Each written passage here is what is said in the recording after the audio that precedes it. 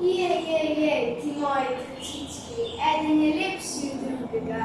Komaj čakam, da vam zrastejo puhasti kožuščki in košati neki, da boste odprli oči in se razgledovali po gozdu.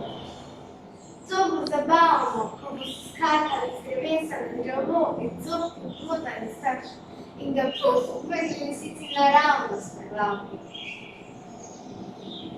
Dnevi so mladni dnevi, veveričke so rasle in se krepile, prerivale in kovrcale so se pospili in nekega sončnega jutra je najprej prejši veveričici pomazali in postavil na vejo.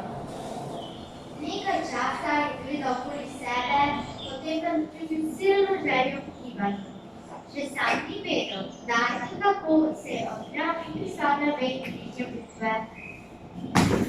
Hej, juhu, si me videla, mama? Sta me videla? Kako sem skočil. Joj, previdno, da to ne padne. Še jaz ne poskusim. Wow, kakšen skok. Veveriček čopko negotovo gremo na stran, ne more se odločiti za skok.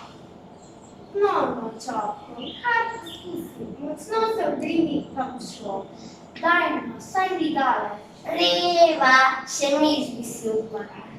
Ne upam, nobene moči ne čutim noge. Ne bodi strahopetelj, menda mi ne boš naredil sramote pred vsemi v gozdu. A veš kaj, če sta skočila ona dva, lahko še ti. Ne morem.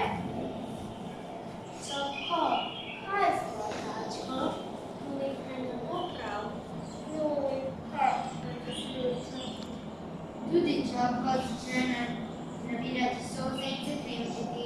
Mimo prideta Šoja in teta Repja. Mama kumaka opazi Repjo in posluša, kaj se je zgodilo. Si videla, kakšno nogo ima, saj sploh ne more skakati. Kakšna nesreča. Novica! Ste slišali? Najmlajši veveriček ne more skakati, ker mu je tačka čisto narobe zlasla.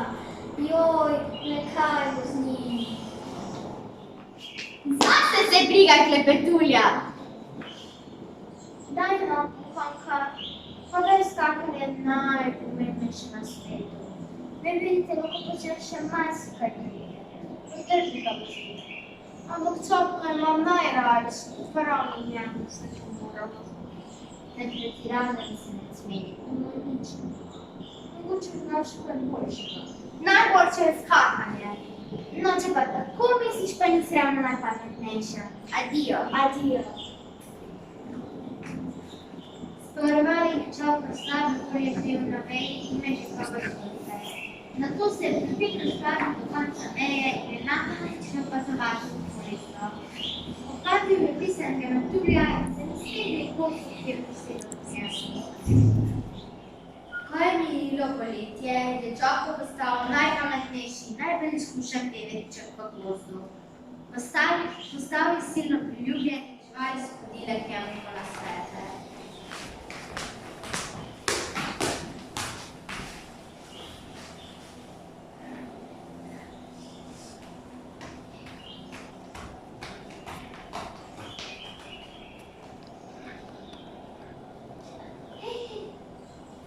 Imam 6 korenčkov.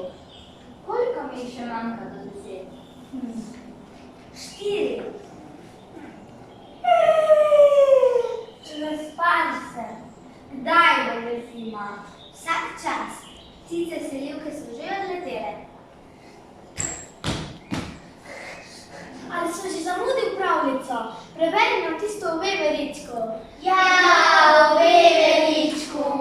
Prav, pa poslušajte. Čopka se je namislil. Druge veverice so se zbrale okoli njega. Odprela gledanje. Tedaj je Čopka dvignil glavo in se zadrl nekam daljavo in pa spregovoril. Začel je pripovedovati prav za to veveričjo pravljico, ki si je kar sami izmislil. Vsi so napeto poslušali in uživali. Veveriček pa ni povedal. Dva prelepo zgodbo in se začela zapirati. Le kako bi se naučil vsega tega, če bi samo skakal in bil? Pravnic. Så ja, vi znamo skote. Zapięcie piesnica. Ja! Lisa